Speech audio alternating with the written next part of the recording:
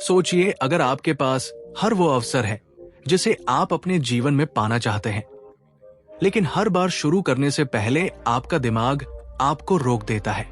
आप जानते हैं कि ये काम करना आपके लिए कितना जरूरी है, लेकिन फिर भी आप उसे टालते रहते हैं।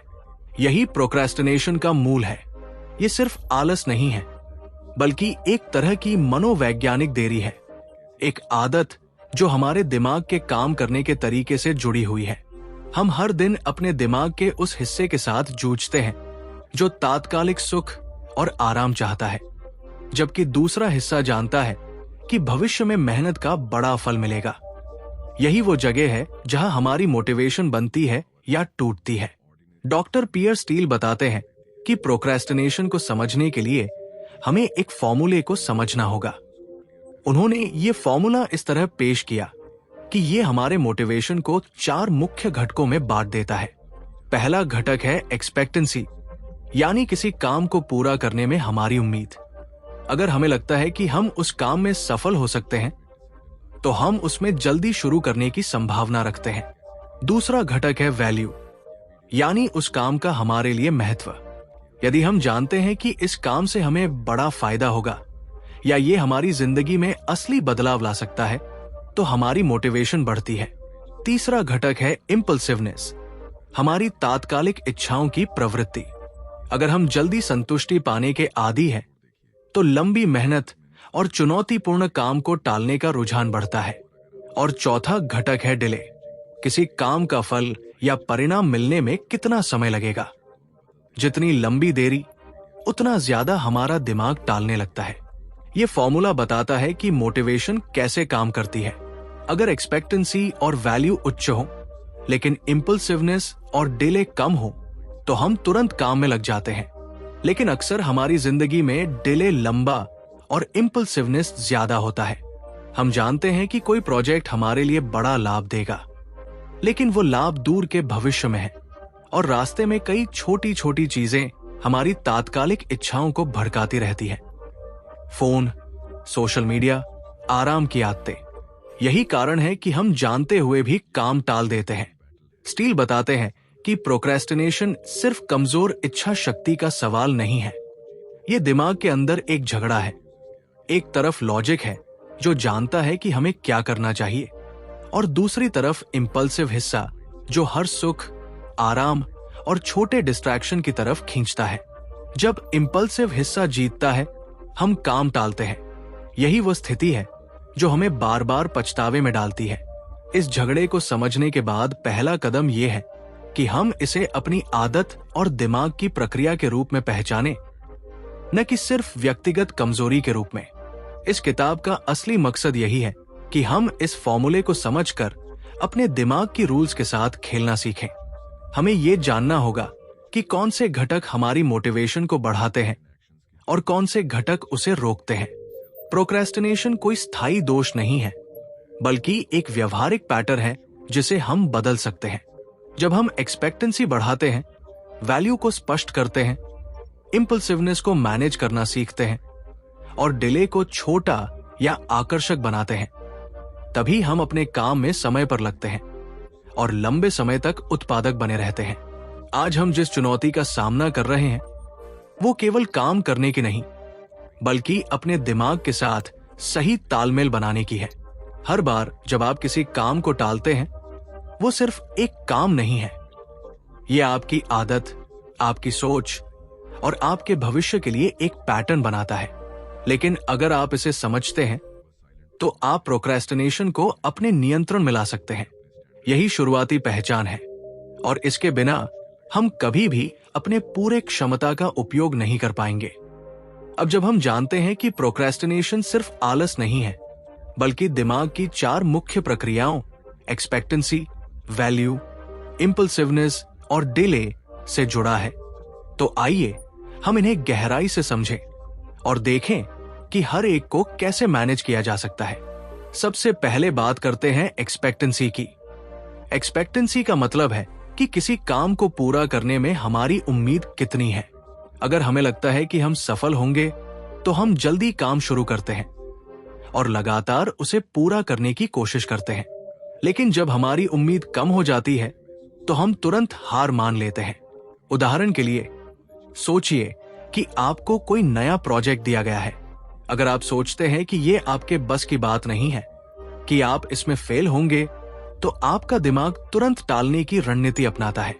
लेकिन अगर आप छोटे छोटे कदमों में काम को तोड़ दें, हर छोटे टास्क के पूरा होने पर खुद को मान्यता दें, तो आपकी एक्सपेक्टेंसी बढ़ती है और आपका मन काम में लगने लगता है।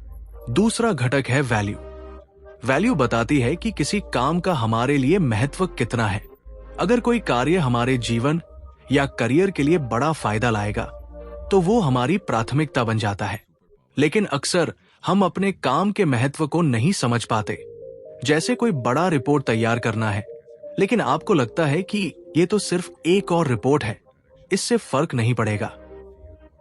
यही सोच वैल्यू को कम कर देती है और प्रोक्रेस्टिनेशन को जन्म देती है।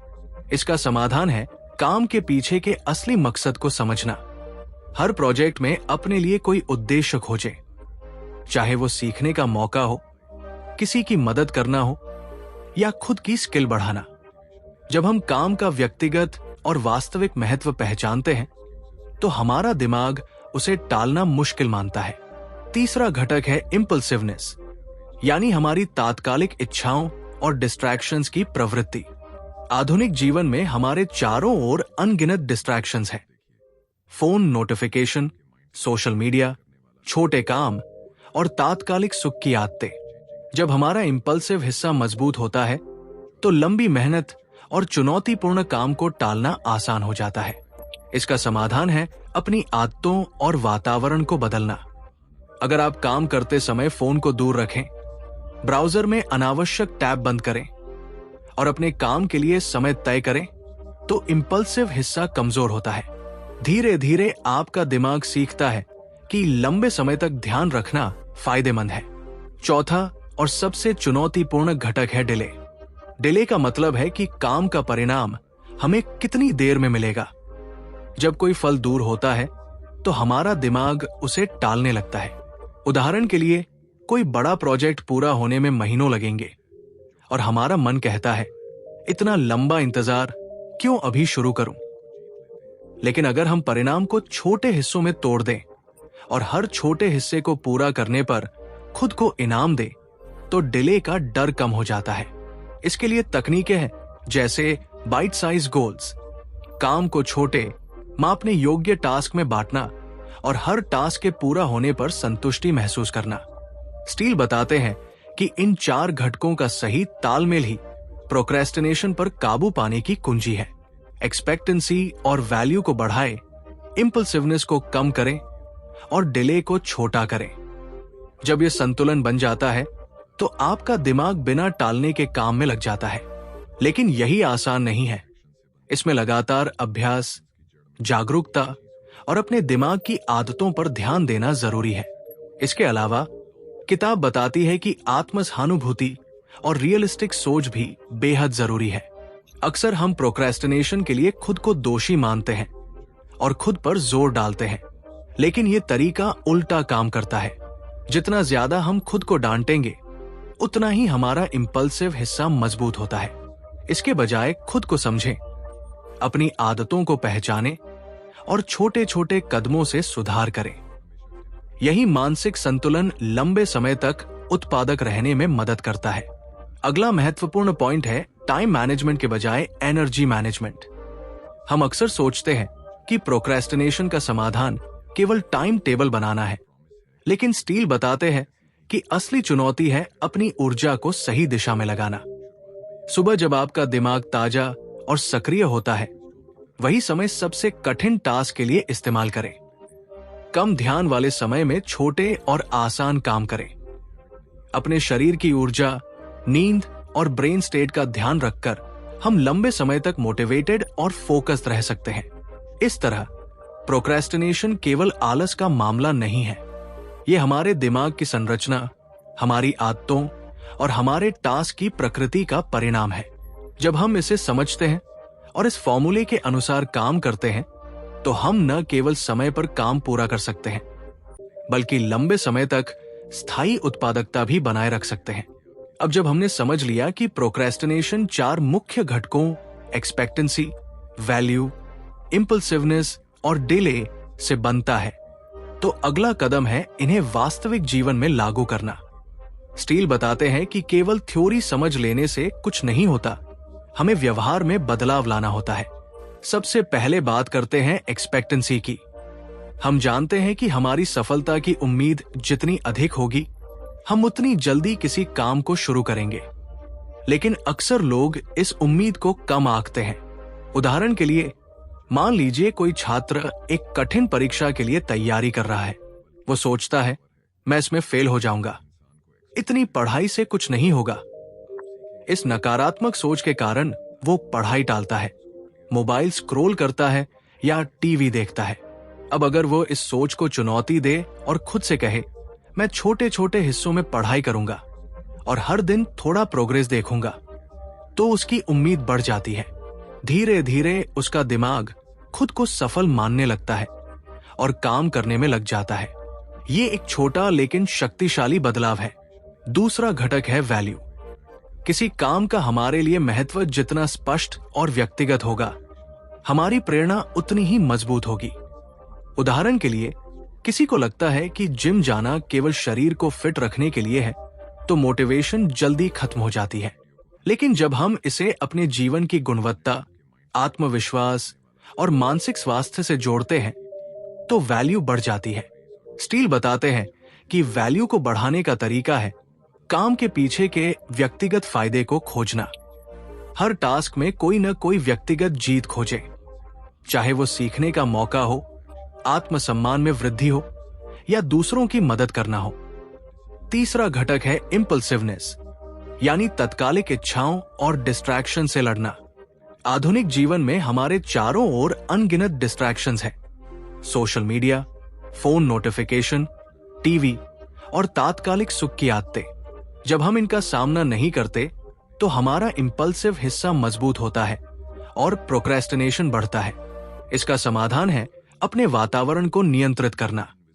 काम के दौरान फोन को दूर रखें, ब्राउजर में अनावश्यक टैब बंद करें और समय निर्धारित ब्रेक लें।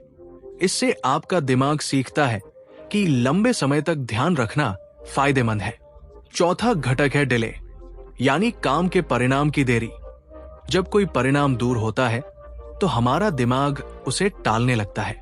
उदाहरण के लिए, कोई बड़ा प्रोजेक्ट पूरा होने में महीनों लग सकता है। इसका उपाय है काम को छोटे हिस्सों में तोड़ना और हर हिस्से के पूरा होने पर खुद को इनाम देना।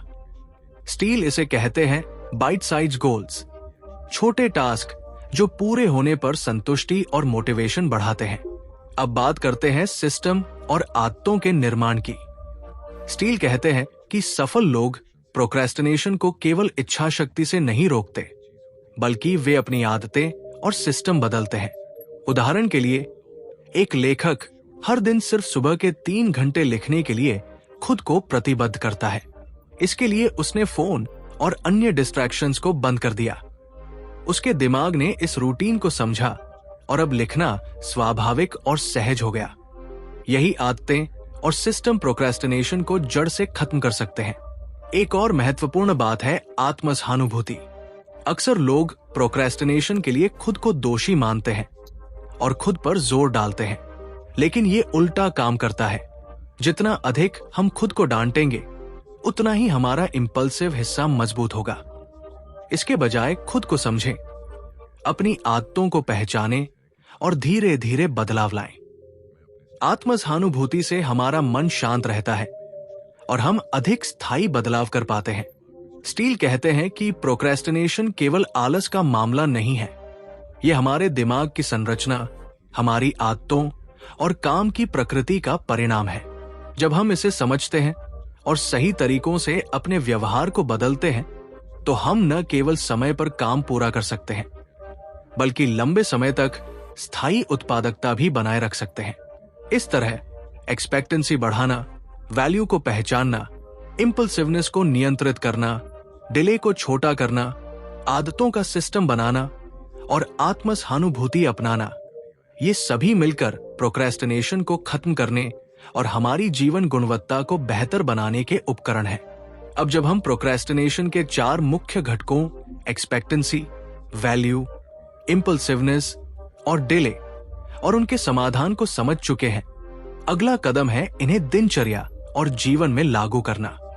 स्टील बताते हैं कि केवल ज्ञान होना पर्याप्त नहीं है, हमें इसे लगातार अभ्यास में लाना होगा।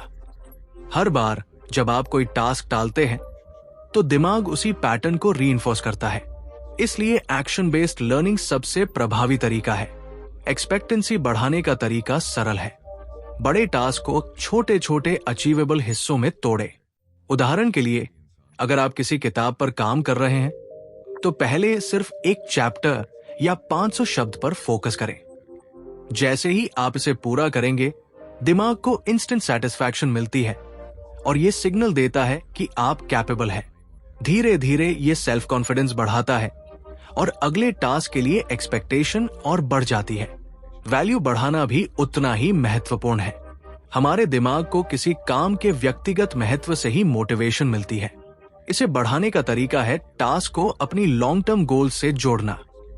अगर आपको पढ़ाई करनी है तो केवल ग्रेड पर फोकस करने की बजाय इसे अपनी स्किल डेवलपमेंट या करियर ग्रोथ से जोड़े। इसी तरह किसी फिटनेस रूटीन को सिर्फ शरीर की वजह से नहीं बल्कि मेंटल क्लैरिटी, एनर्जी बूस्ट और कॉन्फिडेंस से जोड़े। इंपल्सिवनेस को नियंत्रित करना आधुनिक जीवन में सबसे बड़ी चुनौती है। सोशल मीडिया, नोटिफिकेशंस और अचानक आने वाले डिस्ट्रैक्शंस दिमाग को लगातार टालने पर मजबूर करते हैं। इसे कम करने के लिए एनवायरनमेंट को ऑप्टिमाइज करना जरूरी है। काम करते समय फोन साइलेंट मोड में रखें, ब्राउजर में अनावश्यक टैब्स बंद करें और टाइम ब्लॉकिंग तकनीक का इस्तेमाल करें। छोटे छोटे ब्रेक्स प्लान करें ताकि दिमाग रिफ्रेश हो सके। डिले या भविष्य में मिलने वाले रिवॉर्ड के दूर होने की वजह से भी हम टाल मटोल करते हैं। इसे ओवरकम करने का सबसे कारगर तरीका है इमीडिएट फीडबैक और रिवॉर्ड सिस्टम। छोटे अचीवेबल गोल्स बनाएं और उन्हें पूरा करने पर खुद को रिवॉर्ड दें। उदाहरण के लिए, हर एक घंटे के फोकस्ड वर्क के बाद 10 मिनट का शॉर्ट ब्रेक या कुछ पसंदीदा एक्टिविटी। इससे दिमाग को इंस्टेंट ग्रेटिफिकेशन मिलती है और मोटिवेशन लगातार बनी रहती है। स्टील का कहना है कि आदतें और सिस्टम्स बनाना भी जरूरी है। केवल इच्छा शक्ति से प्रोक्रेस्टिनेशन को रोकना मुश्किल है। सफल लोग अपने एनवायरनमेंट और रूटीन्स को इस तरह डिजाइन करते हैं कि उनका दिमाग स्वाभाविक रूप से काम में लग जाए। जैसे एक राइटर हर सुबह केवल राइटिंग के लिए डेडिकेटेड 3 घंटे रखते हैं। इसी पैटर्न को रिपीट करने से ब्रेन ऑटोमेटिकली फोकस मोड में चला जाता है। आत्मसहानुभूति या सेल्फ कंपैशन भी बेहद जरूरी है। जब हम खुद को दोषी मानते हैं और सख्ती से पुश करते हैं तो इंपल्सिव पार्ट और मजबूत होता है और प्रोक्रेस्टिनेशन बढ़ती है। इसके बजाय खुद को समझें, छोटे बदलावों को सेलिब्रेट करें और फेलियर को लर्निंग एक्सपीरियंस माने। ये दिमाग को शांत रखता है और सस्टेनेबल इंप्रूवमेंट संभव बनाता है। अंत में, प्रोक्रेस्टिनेशन हर व्यक्ति के लिए अलग अलग होता है। इसका कोई यूनिवर्सल सॉल्यूशन नहीं है, लेकिन जब आप एक्सपेक्टेंसी बढ़ाते हैं, वैल्यू को समझते हैं, इंपल्सिवनेस को नियंत्रित करते हैं, डिले को छोटे अचीवेबल पार्ट्स में बदलते हैं, सही सिस्टम्स बनाते हैं और खुद के प्रति सहानुभूति रखते हैं, तो आप समय, एनर्जी और फोकस पर पूरी तरह कंट्रोल पा सकते हैं। याद रखें, प्रोक्रेस्टिनेशन केवल आलस नहीं है, ये दिमाग की नेचुरल रिएक्शन है। इसे समझकर और सही तरीके से टैकल करके आप अपनी प्रोडक्टिविटी को नई ऊंचाई तक ले जा सकते हैं। छोटे छोटे कंसिस्टेंट स्टेप्स आपको सस्टेनेबल सक्सेस और सेटिस्फैक्शन देंगे।